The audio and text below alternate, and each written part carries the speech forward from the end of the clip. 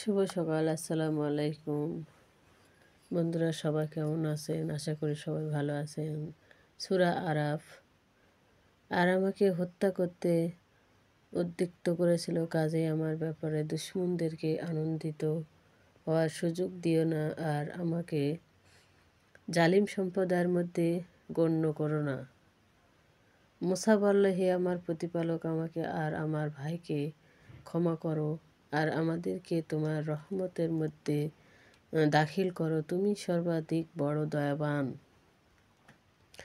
যারা গোবংশকে মাবুদ হিসেবে গ্রহণ করেছে পার্থিব জীবনে, তাদের উপর তাদের প্রতিপালকের পক্ষ থেকে রাগ ও লাঞ্ছনা পতিত হবে। মিথ্যা রচনাকারীদের আমরা এভাবে শাস্তি দিয়ে থাকি, আর যারা অসৎ কাজ করে অতঃপর তাওবা করে আর ঈমান আনে, তাহলে এই সবের পরই তোমার প্রতিপালকের অবশ্যই বড়ই ক্ষমাশীল, পরম দয়ালু।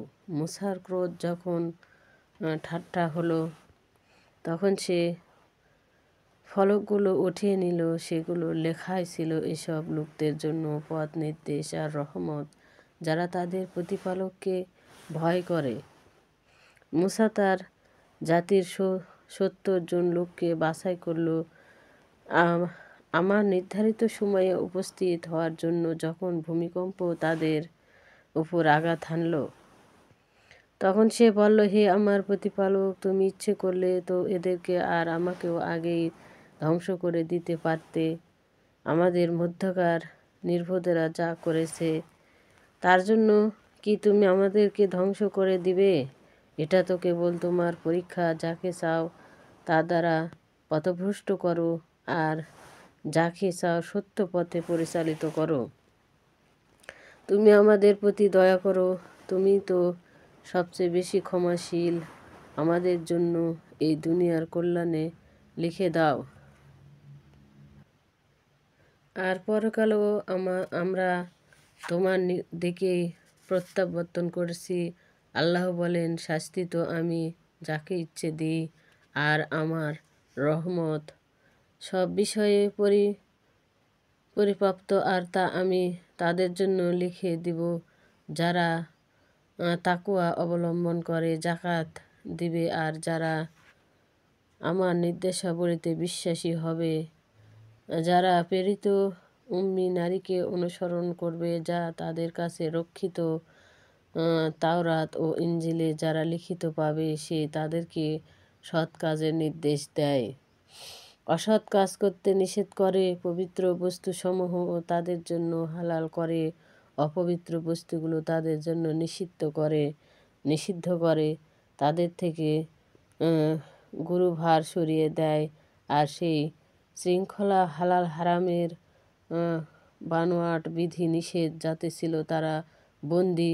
কাজেই যারা তার প্রতি ঈমান আনে, তাকে সম্মান প্রদর্শন করে, তাকে সাহায্য সহযোগিতা করে, আর তার উপর অবতীর্ণ আলোর অনুসরণ করে, তারাই ইচ্ছে সফল কাম। বলো, হে মানুষ, আমি তোমাদের সকলের জন্য আল্লাহর রসুল। সেই আল্লাহ যিনি আকাশসমূহ আর পৃথিবীর রাজত্বের মালিক। তিনি ছাড়া সত্যিকারের কোনো ইলাহি নেই। তিনি জীবিত করেন আর মৃত আনেন। কাজেই তোমরা ঈমান আনো আল্লাহর প্রতি ও তার প্রেরিত সেই উম্মি বার্তাবাহকের প্রতি। সে নিজে আল্লাহর প্রতি ও তার যাবতীয় বাণীর প্রতি বিশ্বাস করে। তোমরা তার অনুসরণ করো, যাতে তোমরা সঠিক পথ পেতে পারো। মুসার সম্প্রদায়ের মধ্যে একদল লোক আছে, যারা সত্য বিধান অনুযায়ী অন্যকে পথ দেখায়, আর সত্য বিধান অনুযায়ী ইনসাফ করে। আমি তাদেরকে 12টি গোত্রে বা জাতিতে বিভক্ত করেছিলাম। মুসার জাতির লোকেরা যখন তার কাছে পানি চাইলে, তখন আমি মুসার প্রতি ওয়াহি অবতীর্ণ করলাম যে, তোমার লাঠি দিয়ে পাথরে আঘাত করো। এর ফলে তা থেকে 12টি ঝর্ণা অপসারিত হলো। প্রত্যেক গোত্র তাদের পানের স্থান চিনে নিল। তাদেরকে মেঘের ছায়ায় আশ্রয় দিলাম। তাদের উপর আমি মান্না ও সালোয়া অবতীর্ণ করলাম আর বললাম, তোমাদের আমি যে জীবিকা দিয়েছি তাদেরকে পবিত্র বস্তুগুলো আহার করো, কিন্তু তারা আমার নির্দেশ অমান্য করে আমার প্রতি কোনো জুলুম করেনি। প্রত্যেক পক্ষে তারা নিজেদের উপরই জুলুম করেছিল। স্মরণ করো তাদের যখন বলা হয়েছিল, এই জনপদে বাস করো, যেখানে ইচ্ছে আহার করো, আর বলো আমাদের ক্ষমা করো, অবনত মস্তকে দ্বারে প্রবেশ করো, তাহলে তোমাদের ত্রুটিগুলো ক্ষমা করে দেব, আর নেককার লোকদেরকে অতিরিক্ত আরও দেব। কিন্তু তাদের মধ্যকার জালিম লোকেরা তাদেরকে বলা কথাকে বদলে ফেলল, কাজেই তাদের ওপর আকাশ থেকে আযাব পাঠালাম।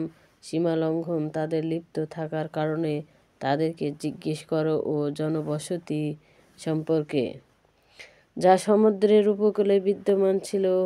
তারা শনিবারে সীমালঙ্ঘন করেছিল।